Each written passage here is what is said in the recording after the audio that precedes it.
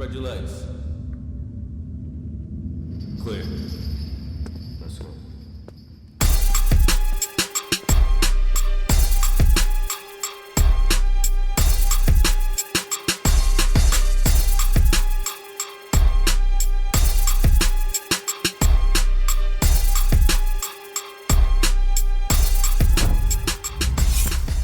You already know what it is. Your boy Pistol Pete. Welcome to Dog in the Yard. It's that Yard Talk. Today's guest is Bobby Steels from Brooklyn.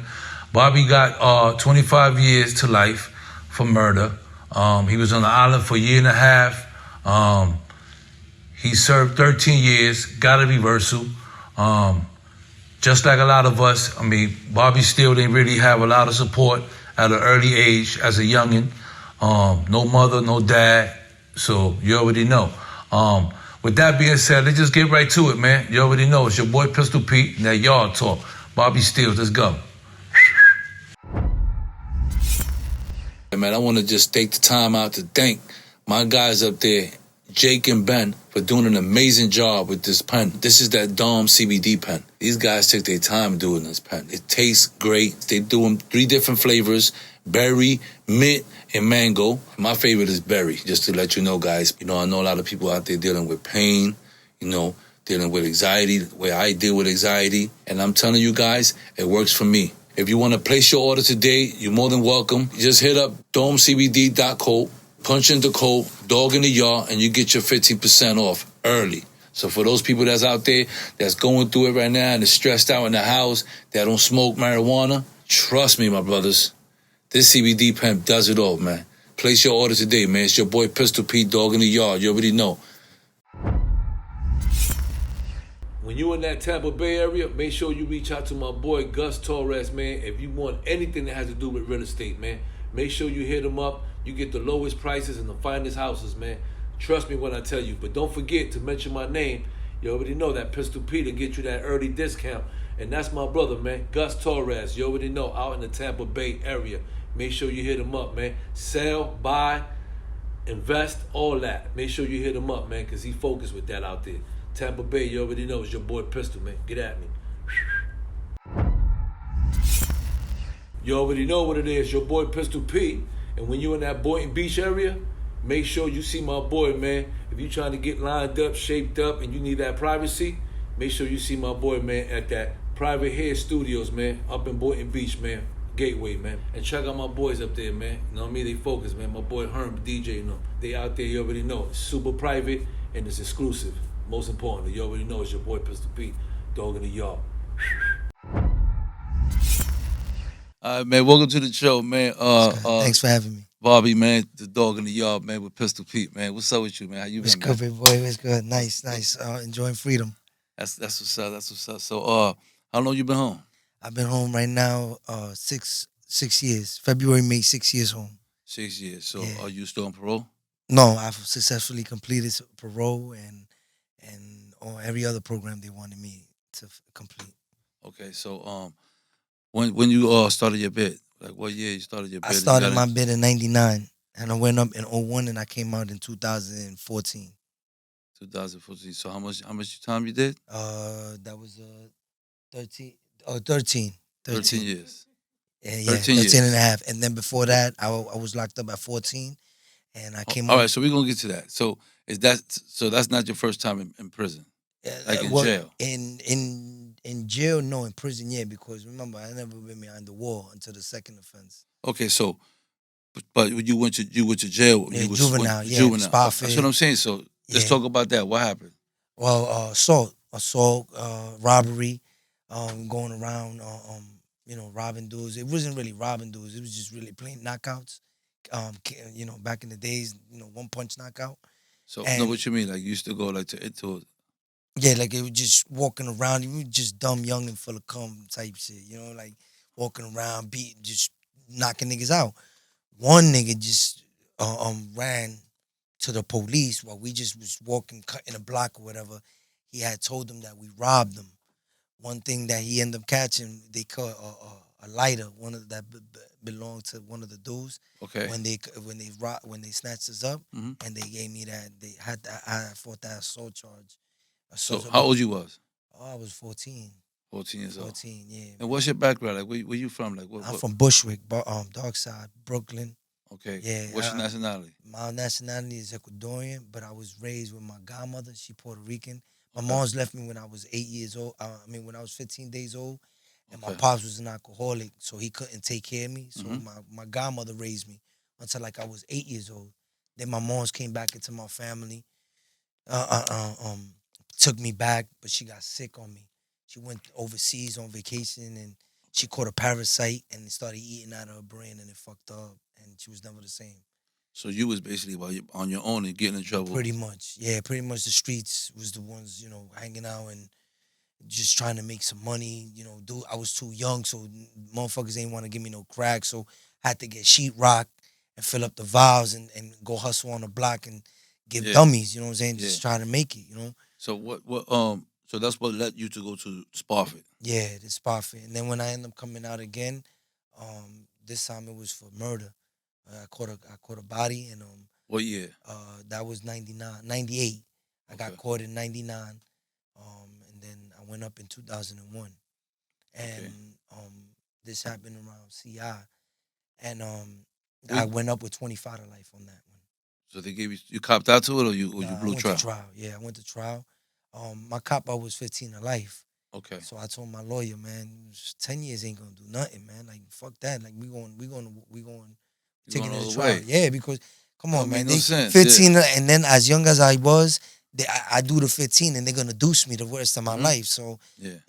I just went all in and I got it on a reversal on my appeal, not on trial. All right. So you got 25 years and you was on Rikers Island. Yeah. How long you was on Rikers Island? Year and a half, 2 years, man. Yeah. Okay. And what's your experience there? Like what you could remember from Rikers Island? What that you can remember? I mean, it doesn't end up changing a lot. A lot more gangs came around. So everybody was like trying to ride a coat or Right. trying to see who's the strongest. 94, 95, remember Latin King was like real popular. Everybody wanted to Okay. jump at. Once Tone did that crazy shit on prime time and he threw everybody was like, nah, they're not feeling that. And everybody jumped to the blood movement. And that what was coming up. A lot of Bloods was coming up. Okay. And so being we was young coming up, it was always like to pick a side. Always was, you had to end up picking a side. I was just usually on a neutral. Okay. I was always on the neutral. So you neutral. Yeah, definitely. Okay. I ain't gonna front them. Like when I went up, certain individuals, that known individuals come and or address me of wanting to see, if I join. One thing with me was I was very prideful in the fact that I stood alone. Mhm. So I took pride in the fact that, I ain't had to end up riding under nothing. Anything ended up happening. The brothers that I end up knowing, my certain comrades that I still, they were getting busy on the loan on the name alone. So, I didn't have nothing to worry about. Yeah. So did you get into any altercations or anything like that on Rikers Yeah, Island? yeah. I went Rikers Island, yeah, for Like the what? phone. Okay. Like what? The happened? the jack, they put me like in a crib house. I didn't know whose phone was it at the time. So you picked it up? Yeah, I picked it up. I had to make that phone call. Like Yeah. I wasn't getting on the phone like my people was just needing money for the lawyer. The lawyer told me a price, and then out of nowhere the price went up, and I didn't know about it. So I had to communicate. And this kid called me Poppy, and he ended up, when he ended up, I wasn't thinking he was trying to get me off the jack, and right by the phones in the full building, they got the bathrooms in there. Okay. So I took the bring him in there, and I just hit him a couple of times, and he fell back. He just he. What you mean hit on? You got a fight into? Yeah. Remember, I'm just stepping into the building, Yeah. so I ain't have no hammer on me or none of that. I ain't have no ratchet, no. So I just basically my hands. I And just then beat what the shit out of him. I blessed that the CEO Huh? was feeling the fact that this kid was a troublemaker, and he was always He ain't like him really. he ain't like it. And she was like, I told you, you gonna mess with the wrong one type shit. And she just put us in our cell. She never wrote nothing up. She kept it on the humble. And I came back on the next day because, you can't sleep on nothing like that. So Hell when no. I stepped to son again and was good. And, it was like, nah, it's like, he found a little slide or something. He tried to play it off, downplay the you know, and I didn't really care because I wasn't there for the long run. I didn't think that Right. but So I so wanted to get bailed out. I mean, it didn't work that way, man. okay. So then you went up. So that was the only altercation you got into, like a Rikers Island, that you can Yeah, remember. yeah, that I can Is there remember. anything else that you have seen there that you know, like anybody getting banged out that you something the story that you can remember? On the reg, that was on the reg. If you couldn't hold your own, or like dudes wasn't really knowing that you wasn't about that fight, you fight more with your mouth. They're gonna test that. And I came in and I so happened to get that one crip kid that, you know what I'm saying, he was taller than me and everything, so they was respecting that. They So okay. you So know, then what happened to you? You went up north. yeah, I ended up going up north. First spot that I had was Green Haven. I went from Green Haven. I I was there, you know, I was there for a pretty good year, 2 years, 2 years and a half, something like that. I met a bunch of good people. You know what I'm saying? Mm-hmm. Funny. You ended up asking me this shit, Mike. Uh, uh, um, and when you first going in, no one tells you that the process of laundry. When you take your laundry, you put your laundry in a bag and you send it out, and that shit comes in the afternoon. Right. But you gotta write your name on the On the bag. bag. Nobody ever told me none of that shit. Right. So I'm in there. I take my bag, and nighttime comes, and I'm like, damn, my bag ain't come yet, man. So I'm like, man, what the fuck is going on? So there was an old time in the front cell because they put you in the first three cells in double bunk when you first getting in. I tell old timer called Bala Bullet. I said, yo, Bala. He said, he like, yo, dímelo. I said, yo, what's up with the laundry, man? Like, laundry ain't come. This is the second day, and it's like I ain't got. That was all the shit that I had. He said, don't worry about it, man. Big Mike, he does the laundry. You know, just wait until he come out. You know, he's about to go to UPD and work and shit, and you just ask him and shit. I'm like, yeah, all right, man. Say no more. I end up asking, and it so happens that Mike is coming to go take a shower. Now, he like a little more built than you, like bigger. Right. But I mean, I'm only 19, man. This nigga look like He looking like the Andre Hulk the right Giant, my nigga. Like I pull out, yo, Bala tells me, yo, that's Mikey right there. Mike coming out right now. Yo, tell him, talk to him. I take my mirror and I point it outside the mirror. Yeah. I see a huge motherfucker walking down the company with a little ass towel, because right next to the cell, right next to us was the bathroom, was the showers. So I see this nigga, I look and I say, oh hell no, I ain't gonna ask this nigga about my shit right now. That nigga got a little ass towel. He mad big. I don't want this. I ain't gonna ask him about that shit. He was like, fuck So that. yeah, I said, man, fuck that. I catch him when he's dressed or something, you know. So Bala's like, Yeah. nah, man, go ahead. That's he peoples, man. He good peoples. I said, and I talked to him. So the nigga comes inside and he goes and he says, yo, Mikey. And he's in the shower. He's like, yo, dime. He's like, yo, the young brother that just came in, he pulled up, yo, he looking for his laundry. He's like, yo, that shit was yesterday, man. He's like, so what happened with the shit? He's like, if he ain't get his shit by now, he's dead on it. So I'm listening to what's going on. I'm saying, yo, hold on. Like, what you mean I'm dead on this? So he's like, yo, give me a second. I'm coming out right now. He comes outside the shower. So now the nigga's right in front of my son. I'm looking at this nigga like, what the fuck? Because I'm saying this nigga's like steroid out. But Yeah, he's just been there since he's 16. He had like maybe like 18 in already.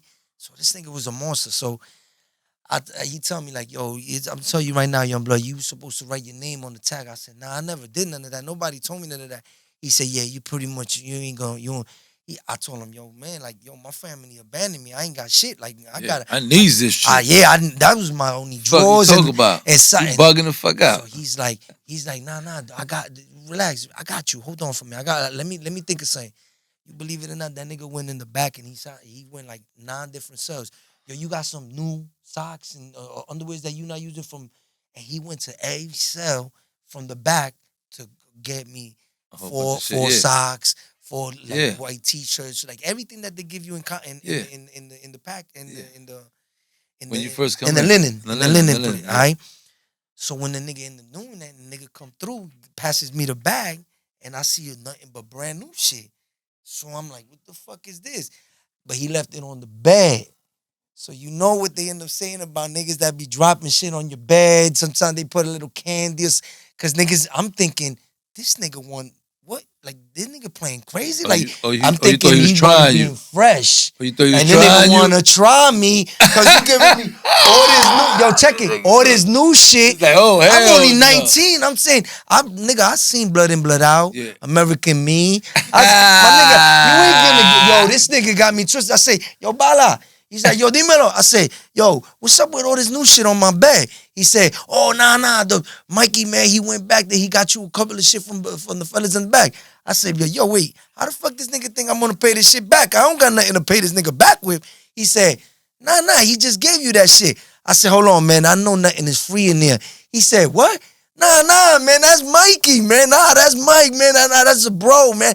Nah, you ain't gotta worry about none of that shit. But in my mind, I'm thinking, this nigga trying to rock me to sleep. Yeah, you know. So he get me. So I said, I'm gonna get this nigga when we go to the yard. So this nigga Bala went outside. He said, yo, Mike, man. Yo, this nigga thought that you was a booty bandit, that you gave him all this shit because you wanted. He said, get the fuck out of here. Yo, Bobby. Yo, ever since that day, I'll never forget that shit. Because you don't expect that shit. You go in there with a mentality coming, especially from Rikers Island. You don't take nothing. You don't ask for nothing. You stand up. You stand on you 10 toes down, and you ready to fight wherever. And this brother came out of nowhere. Don't know me from nowhere. He's from the Bronx. Okay. I'm a Brooklyn nigga, so you know Bronx and Brooklyn, and the time that he was coming hold up, this Brooklyn nigga, this Bronx nigga trying me? Exactly. My mom was already like, damn, man, like, what am I gonna end up doing? But at the end of the day, believe it or not, to this day, that's one of my main comrades in the street right now, bro, besides this brother right here. And to this day, we break bread in his house. I went to his first son. Look at that, you see? He came after that was 25 years. Yeah, bro. And you know what they say, man. You build stronger bonds with brothers in there than you do with niggas that you know your life in the streets. You know what I'm saying? Absolutely. And he's living proof. This brother right here is living proof. It's like, I got nothing. That's just but the way it him, is, because there's no wars in there between you and the other individuals. You know what I'm saying? Exactly. So you get to see a person for what it really is. I tell a lot of dudes when they coming just out bring now, whatever they got, which is whatever they have on, and that's it. One thing that it would surprise me coming home on this bed, it was like, there's a lot of things that you could see in a person out here, but once they go back into their cribs, you can't see them no more. Nah. In prison, you read them day in, day out. You All know day. everything about them. You know how to read a bunch of shit. You feel me? So, and that's something they don't teach you in no school. And you can't read this in books. You got to really live that. So this is one thing that in all my years incarcerated, I probably that was the best thing, to learn from older OGs and how to move and how to read, and that's one thing that has kept me above waters even now. You know what I'm saying? That's what's up. Like I said, I never worked before. I came home on after the bid. Oh, we gonna get to that. All right. I want, let's talk about so you was there, and after the whole Mikey, the whole vibe. How long you was in there? That jail? Like I said, like another year and a half, 2 years. Then I went out. After that, I ended up going to the box. From the box, I ended up going to Sing Sing. And in the Sing Sing, I lasted there for 6 months. And then I went to the box again. What? In the stealing inside the motherfucking mess hall. And it wasn't even stealing, bro. This is what it was. I was going down every single day. So, when you in Sing Sing, my program was visit. Okay. Because the door was getting kicked down. My wife was coming into my life. I didn't know who she was at first.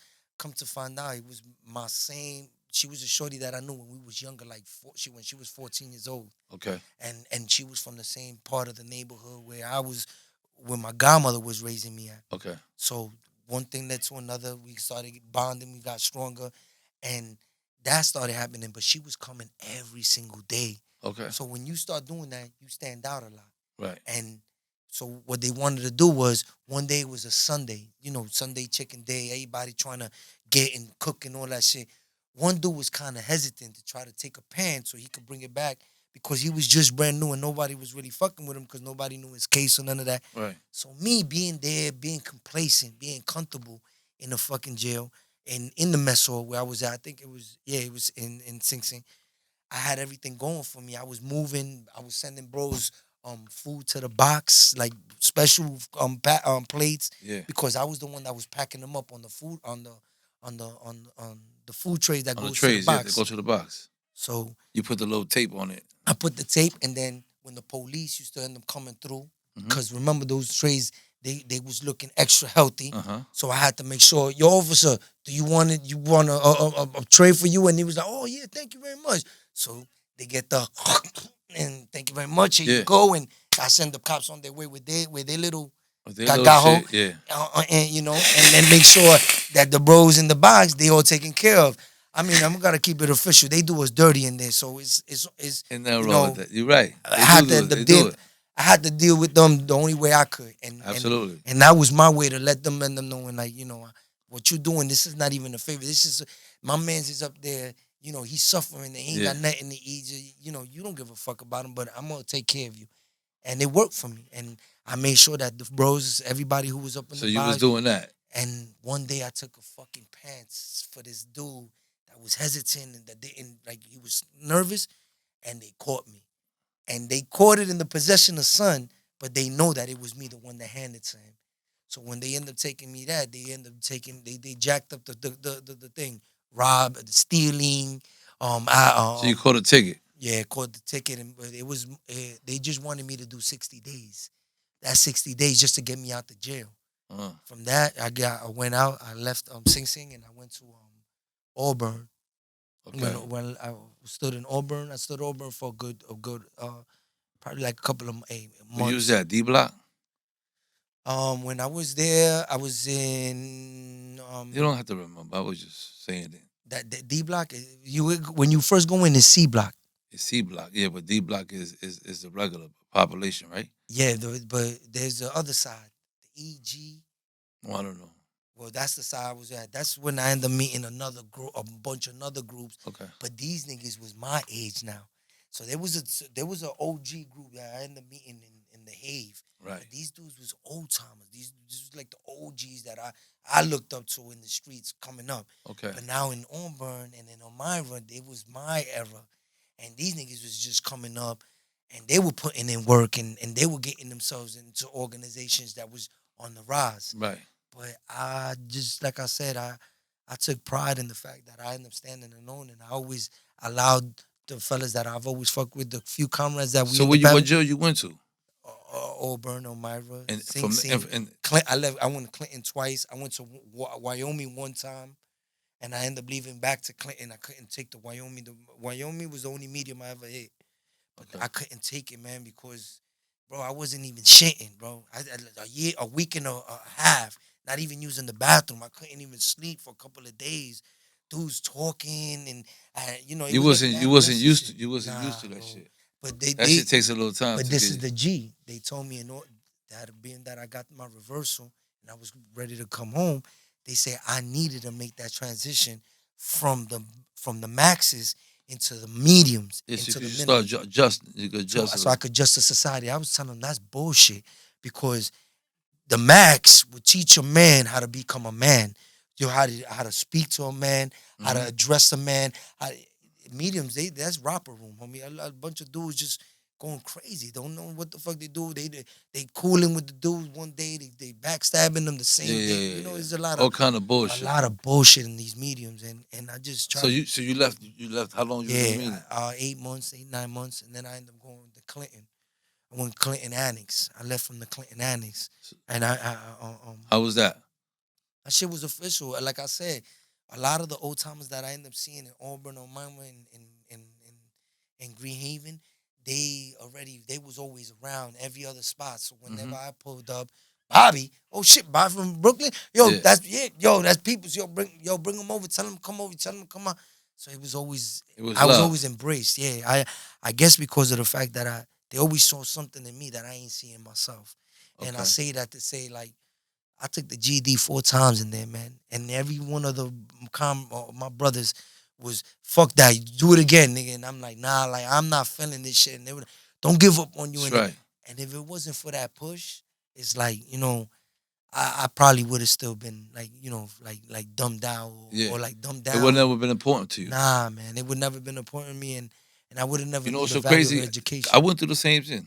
Word, but you had the OGs, because remember back in the days, you either go to the library or you go into the GD. I was in the box for after 2 years from fighting and shit, fighting the police because I'm bored as hell. I can't fucking read.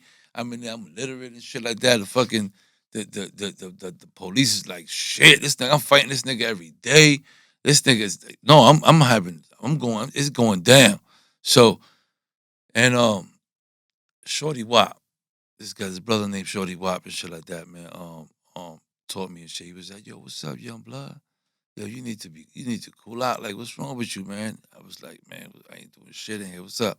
Like, first I was like, what's up? What the fuck are you telling me?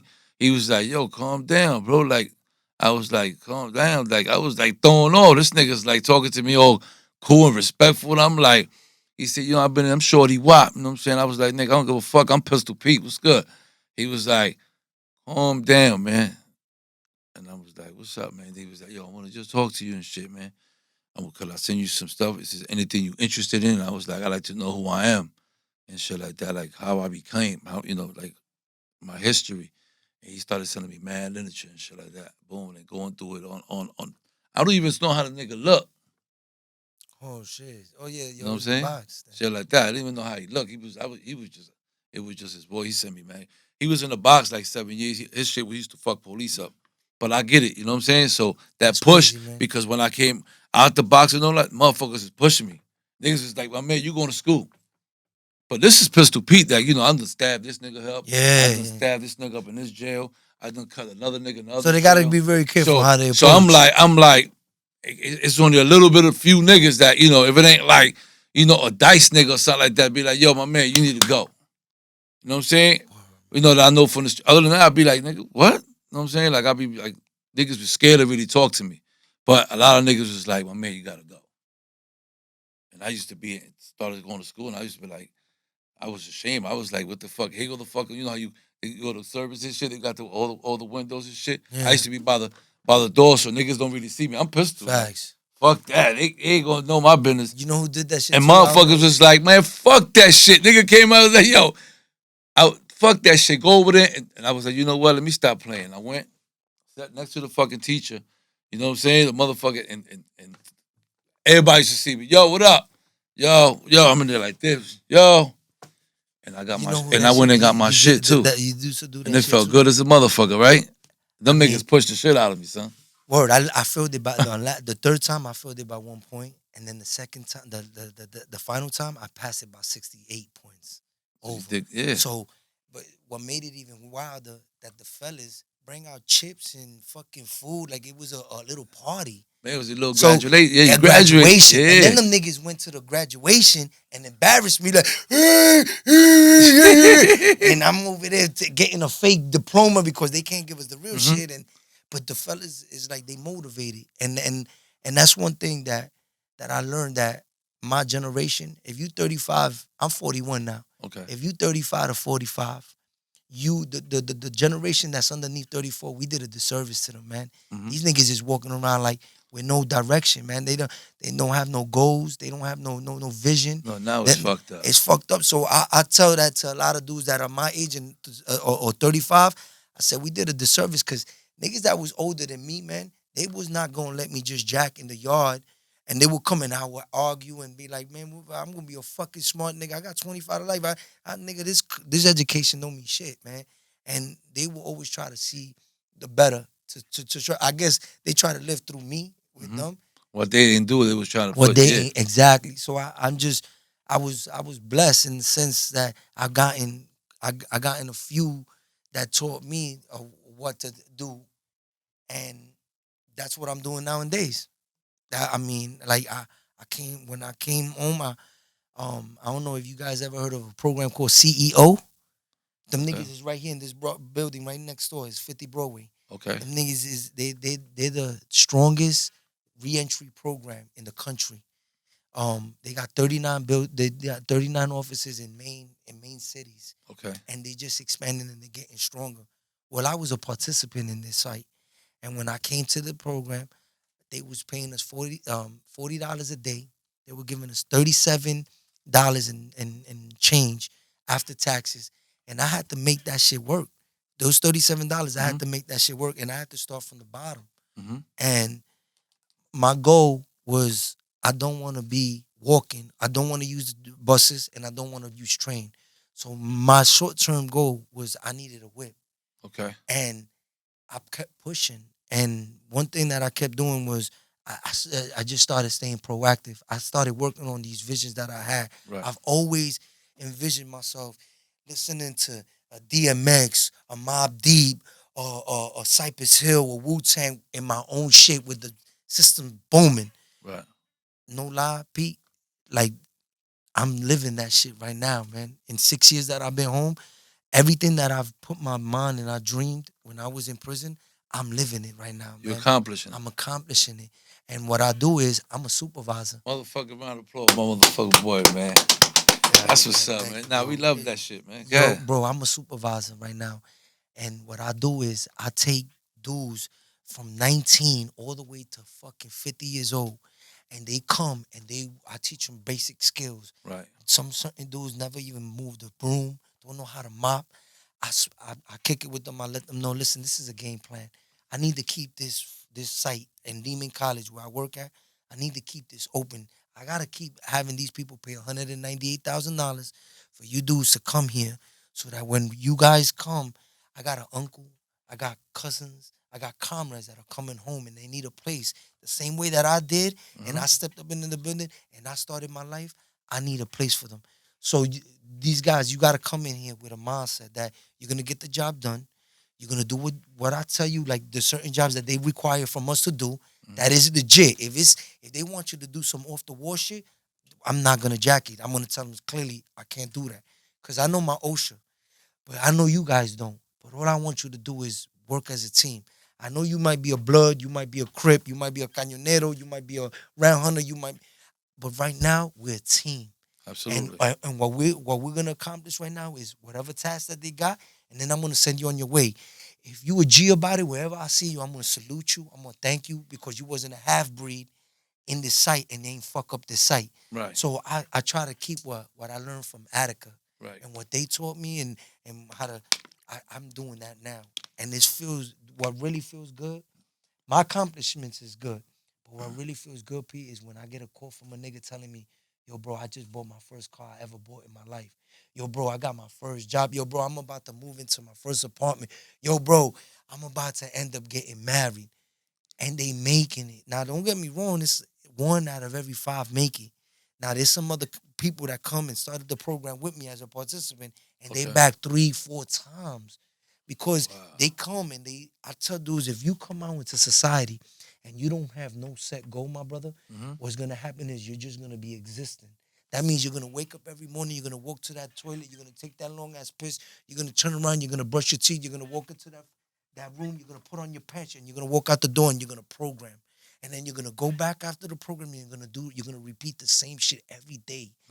Cause you ain't have nothing to live for. Yeah. And niggas get it twisted because they think on Friday, on Saturday, when they living the best life with that bottle of Henny Yeah. or with that bag in their system, they think that's the best part of their life. And I try to tell them, that's just momentarily, bro. No bullshit. If you can't see past that emotion, past that feeling, bro, you're gonna stay stuck. And when you ain't got nothing to feed it, you're gonna go pick up that hammer. You're gonna go do what you know you're not good, what you're gonna get yourself caught up, and you're gonna go back in prison. So this is why I tell the fellas I keep it as real as possible because I feel like I get more respected if I keep it clear with them and don't give them no high expectations, letting them know this shit is gonna be So hard. this is your job. What This is my what job. what's it called? Yeah, Center for Employment Opportunities, called CEO, and I CEO. recommend any brother that's coming home. Yeah. Yo, this is the only Yeah, this program. is where you gotta let it be known. Because This this is- is the platform for the people that come out of jail. Yeah, So I, anything that you want to say, brothers, you know what I'm saying? I would let it be known they could come see you and all that because Yeah. we work as a team. This is it. This is for everybody that came out of jail that never had a voice. You have a voice. You know what I'm saying? Well, yeah, I want brothers and them knowing when I came out here, I had nervousness, I had uncertainties.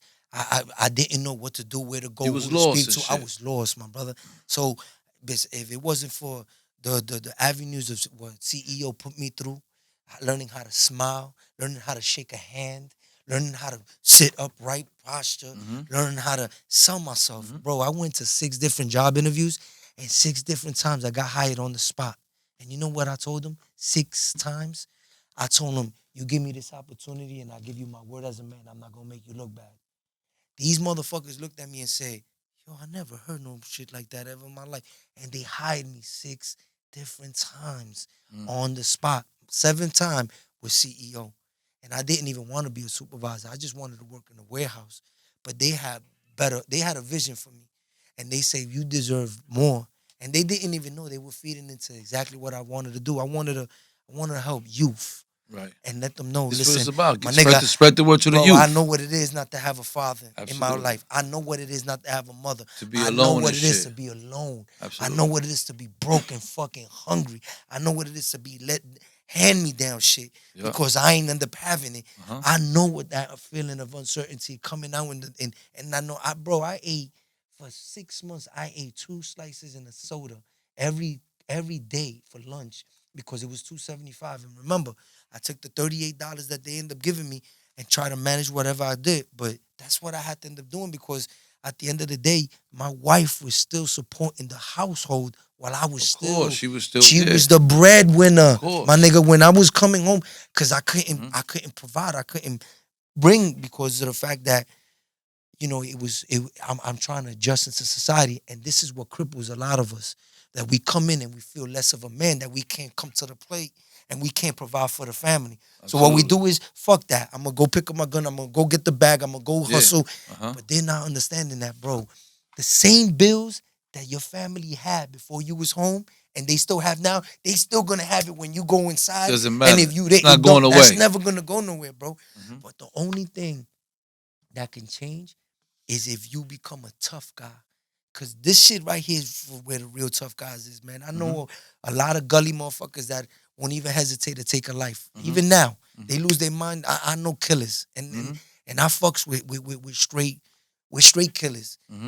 That the way they live life now, you would swear that they're squares. They about family. They're about building another man up. And I tell them, like, these are my role models. This is what I look forward to, because, bro, people, places, and things is very important. If you tell me who you hang around with, I'll tell you your future. Better yet, tell me who you hang around with, I'll tell you who you are. Exactly. And now, when society, when you coming home and you still coming back, my brother, you're gonna get all that artificial love. Where you been, my nigga? What's up? Oh, it's been long. And not even a thought, a 38-cent thought was ever put in place and sent to you. So a lot of us go back into that artificial love because it's more realer than the fact of my broken home that I gotta go inside. I don't speak to my mother. I don't speak to my wife. I don't speak to my father. My kids don't listen to me. I don't got no unity there. So when they go back in the street and they get filled with that artificial shit, they believe that to be realer than what they got at home. So I learned, my brother, to be a tough guy. Prison is easy, man. Prison is more mental now. It's not like back in the days it's when more the mental. Bronx and Brooklyn was going at it, and you better pick a side, nigga. The minute you come in here, I'm gonna fuck you, Queens. I ride with Brooklyn, nigga. Jump on that Brooklyn wagon because it's not like that. That fear no more. That, oh shit, now I gotta fight. Nah, now it's more mental. Now you got motherfuckers playing chess with police, feeding them. They coming with grills, and because they got that George Foreman grills, they cooking for them and what little side. There's a lot of rules that was broken, and now by them taking the hoodies away from us, even the police said that was the worst mistake that population ever allowed them to get away with, because it just shows them that they're gonna bring Attica back again. And everybody's looking. You're down to 3 packages now. You only allow 3 shirts, 2 pants, green pants, and a sneaker for the street. For the yard, and 1 for the visit. So they downsizing everything, and why? Because they want to monitor you. They want to make you feel hopeless. And I tell dudes, that's a mental fight. But you know what separates a real tough guy that's out here, that ain't even been in prison, or that been in prison and ain't going back to prison, is making sure that his kids got looking fresh when the first day of school. Is making sure that them lights stay on, because I've recently experienced not having no fucking lights, bro. And that shit is sad, man. And it's scary, because at the end of the day, fuck, I'm too grown to be knocking on the next door neighbor or asking my parents or the father that I got for any money, because, man, I'm a grown-ass man. So this is what separates those tough guys, when you know that your kids and your family got food, in that refrigerator. That's right. When those nice couches that you could sit in and nice living room, that shit takes time and that takes money. So I tell dudes, man, you go in that in prison, bro. I came out here the same way I turned 19 in there. A lot of me is still 19. When I get frustrated, I could turn 19 in a quick of when things don't go my way, I could become that 19-year-old again. Absolutely. Why? Because my mind stood stuck Yeah. at 19 until when I came out at fucking 36 and I had to readjust. And it wasn't, you got to take your time. It was like, nigga, you better catch up with the program. You better catch up real quick. Real quick before you go back. Before you go back. And this is why I tell my peoples when they come, I say, yo, bro, I'm gonna tell you right now, I never knew this, but I look at the brothers that are out here that came home and never going back to prison, the ones that never been in prison, those been the true tough guys, man. That's right. Because it's hard to work a 9 to 5, bro. It's hard to be consistent and try to end up elevating in whatever you want to put yourself into. You could be a writer, you could be a rapper, you could be a photographer, but if you don't see nothing but coming out of it, it's very discouraging. So you gotta be yourself. You gotta believe. You gotta believe. You gotta believe in yourself. And I tell this. That's what's up. I still go to. I don't know if you ever heard of a brother called Corey Jackson. Okay. He got 100 years. He got 27 in. I still go visit my brother, and I still try to talk sense to him. Even when, what the fuck am I gonna keep telling him when he's telling me that he wants to give up? What can I tell a brother that he's not gonna come home in the next 67 years? All I do is I try to pray with him, bro, because my sustenance. Tell him get into God or something, man. I got him. I got my other son. I don't know if you know Oreo. He coming home in November. He just made his board after 25 years. I got them reading the Bible, bro. Yeah. Anybody who needs some type of substance, I tell them, yo, read Proverbs. And they be like, what's that? I tell them, it's a book of knowledge. Yeah. If you a smooth dude, I know the way you move. I know, yo, read Proverbs. Every day, there's 31 Proverbs and there's 31 days in a month. If this month's have 28 days, read 28. And if tomorrow's the first, go back to the first. Skip 29, 30, and 31. But every single day, go to the Bible and read a Proverbs and learn something. And no lie, they write me back and, yo, what this mean on the Proverbs? And I don't know, but I got Google. I don't know, but I told them, if I don't ever know the answer, bro, we're gonna find someone that do. Yeah. I'm not don't trust me, man. I'm not gonna just leave you now.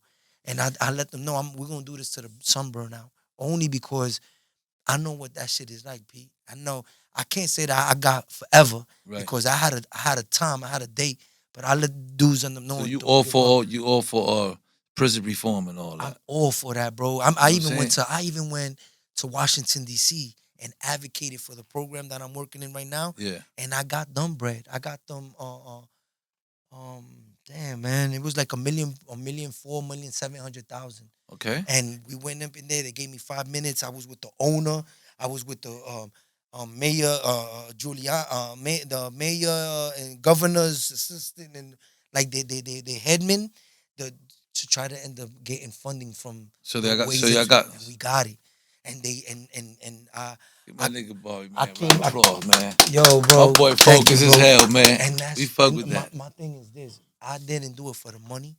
Nah. I didn't do it for the pay. I just end up letting them know, yo, I'm considered a fuck up. I was always told in my life I never gonna amount to shit. I'm always gonna be shit. I'm not worth shit. So when I went to prison at 14 years old, I felt comfortable because I was nothing around pieces of shit. Yeah. And I felt good because, this is what now we know what I was always told. Now I could believe this shit. But it came to a time speaking with these brothers that I don't know how the fuck they got they insight, but they helped me see bigger in me and help me believe. And now the fucking cars that I got, the clothes that I wear, the shit that I got, like, and the many blessings that's coming, like, I'm moving up. And I stay grounded because of the job that I got. Because these brothers is coming home after doing 30, 20, 15 years, and they don't know what the fuck to do. And I'm in a position now to give back and to help them. So I'm grateful. I'm humbled at the opportunity. You know what I'm saying? Appreciate having you, man. You hear me? Definitely. It was real. Thank you for keeping me. For having me in the show, man. Nah, it was really real, man. You know what I mean? It was real, man. We appreciate having you. You know what I mean? Word. And everything that it was dope. You good. Yeah, man. I appreciate the real shit. I love it, man. This ain't going to end here. I really want to get big. Yo, they trying to start a Well, anytime you want to, so anything that has to do with anything helping the people that's coming home and all that, mental health. Prison They reform and all that. You can that. always come back, you know what I'm saying, to the show. You know what I'm saying? This is the voice. This is right here for anybody that was in jail. You can always come back and we get it popping. I'm gonna talk to Dice and I'm gonna end up putting some of that information so that these brothers, when they come home, at least they're gonna get ready, willing, and able. Garbage. Fortune Society. Garbage. Yeah. That fucking like they got a lot of phony programs that motherfuckers don't give a fuck about us, man. Yeah, of course. Like they just want to get the paycheck out. This program CEO, bro, they really go out to help the individual. The only individual that could shoot and fail is themselves. And a lot of them come in here with either their grandma don't want them freeloading in the crib, their girls, once they ask lazy ass to get up, they mandated by the courts, something weird. But not everybody's in for this change shit. And when you come out here and you test the waters and you see how real tough this shit is to live out here, that's where a lot of us fall, you know? Thank you, Bobby, man. Thank you for coming, man. I appreciate you, man. First and foremost, I want to thank Bobby Steels for coming through. Appreciate the love. Appreciate your honesty. You already know this is that platform where everything is poured out. You know what I'm saying? So with that being said, keep doing the right thing, Bobby Steels. You already know you've been out here for 6 years. You out here doing the right thing. Continue. You already know it's that positive vibe. Your boy Pistol.